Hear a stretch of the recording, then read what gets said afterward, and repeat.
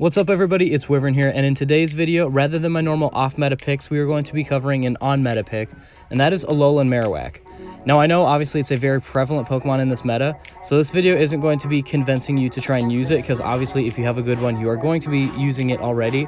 We're simply going to explore why it's so good, and how you can use it to best perfect your team and to increase your chances of victory. So the fast moves are going to vary with the preference and the rest of your team composition, but just from a vast outlooking standpoint, Hex is going to win 75% of the matchups. It's going to hit the Ghosts and the Psychic types a little bit harder, and it's going to take 5 Hexes to get to a Shadow Ball, whereas Fire Spin is going to win 70% of the matchups in the Sinister Cup. So that is a 5% differential there, and it's going to hit Steel harder than Hex. So like I said, that really comes down to the rest of your team composition. If you don't have a good fighting type, then you might want to go with Fire Spin to deal a bit more to Steelix, but chances are you either have a Poliwrath, Lucario, Medicham, something along those lines. As far as charge moves go, Shadow Ball is an absolute must-have, and for that second slot, I would recommend Bone Club. Once again, just to hit those Steel types a bit harder, but Flame Wheel could be a good surprise pick as well. It was recently added to Alolan Marowak, I believe, and it could be a decent move. I haven't tested it, but it could be worth running, but like I said, I would recommend Shadow Ball, Bone Club. Now, let's look into some of those matchups. Alolan Marowak is going to lose to Lugia, Empoleon, Poliwrath, Girafarig, Steelix, and Bastiodon, but all of these are very close matchups and easily winnable depending on shields, shield baiting, and IVs. And then it is going to beat literally everything else in the cup. It's a very strong Pokemon, and like I said, with Hex, it wins 75% of its matchups, which is just absurd. So let's dive into some footage and see how we can best use Alolan Marowaks on our team. This first matchup, we're going to go ahead and lead with Alolan Marowak. It's a very good lead in this cup, and I really like it in that role. And now we see the mirror match with the other lead, Alolan Marowak. So we're going to be trying to go for a Bone Club here to try and shield bait, but it turns out he has charge move priority, so we're going to switch up our strategy just a little bit. I know since I wasn't to a Shadow Ball, he wasn't either, so I know this is a Bone Club. That's an instance where if you're overcharging, you want to try, or if you're shield baiting, you want to try and overcharge a little bit.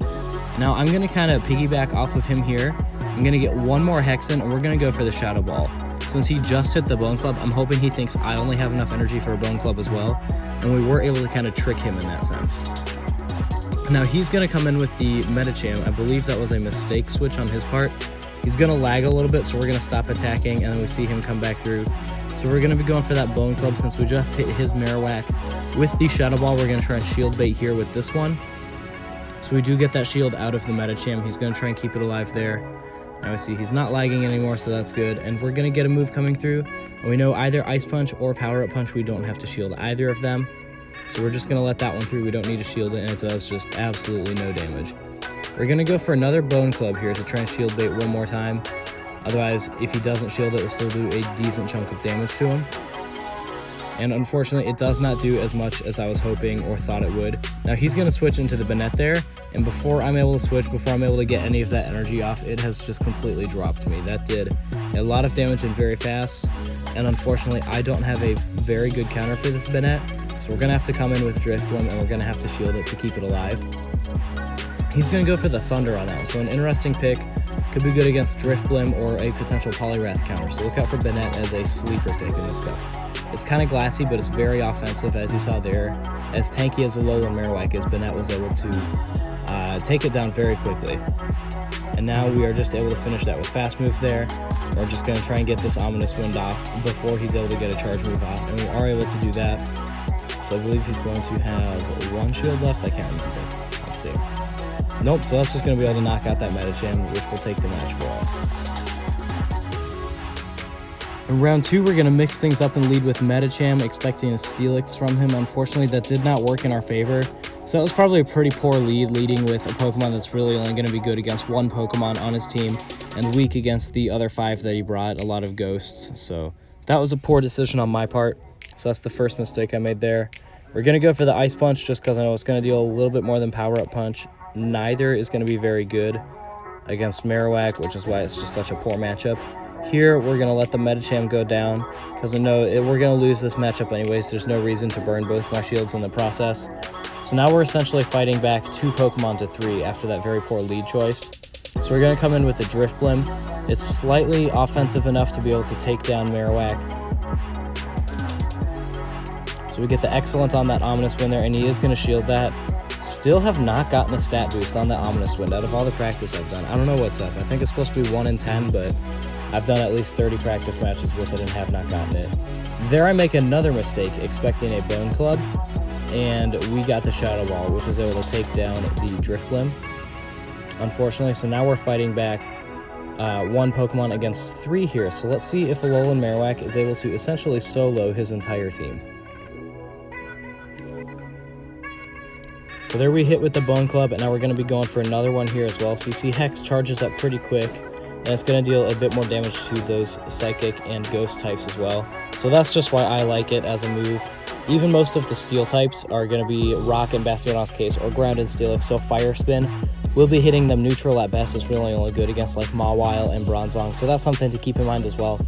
We're going to go ahead and shield there because I know this Marowak needs to stay alive, and he's either going to be hitting us with a Crunch or an Earthquake. Neither would be very good for our health, since they will both be hitting super effective. So we're going to go for another Bone Club here, and we're just barely able to take out that Steelix with one more Hex.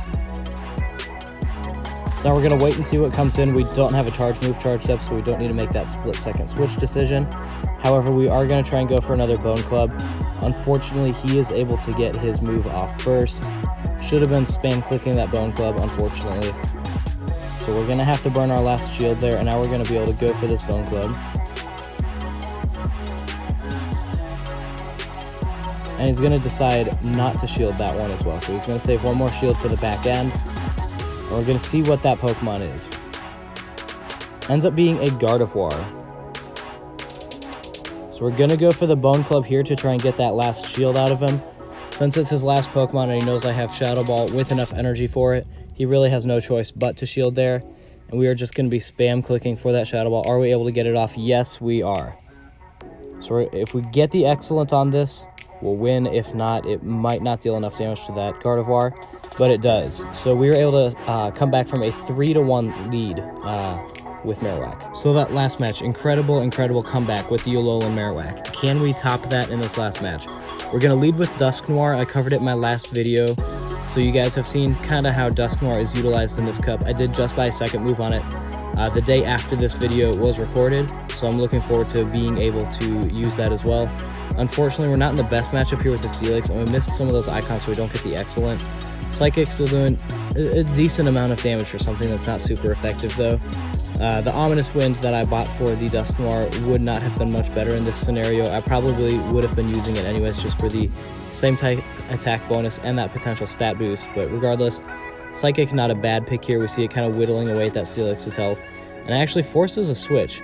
So he's going to come in with the Banette, and we're going to switch to our Medicham on accident. We meant to go Alolan Marowak, so that's another mistake that we made there. I think we just wanted to keep that Alolan Marowak alive for the back end.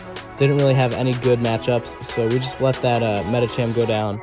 Since it's mainly here as a Steelix counter, and we got the Steelix almost dead, we don't need it much longer, so it's a losing matchup. There's no point in burning shields on it.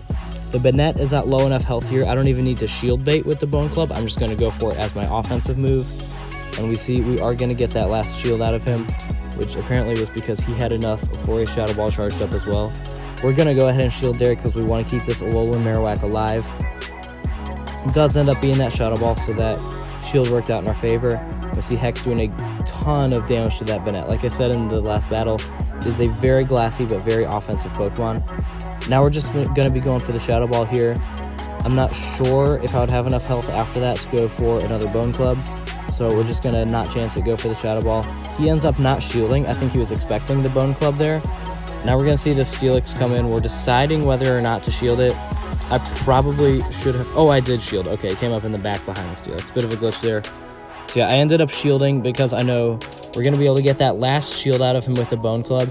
And then the Marowak is probably going to go down, and we'll hopefully have enough energy on that Dusknoir for one last Psychic. If I hadn't shielded in that instance, he probably would have... Well, he would have knocked out the Alolan Marowak, and then I believe he would have just been able to feint the Dusknoir with fast moves.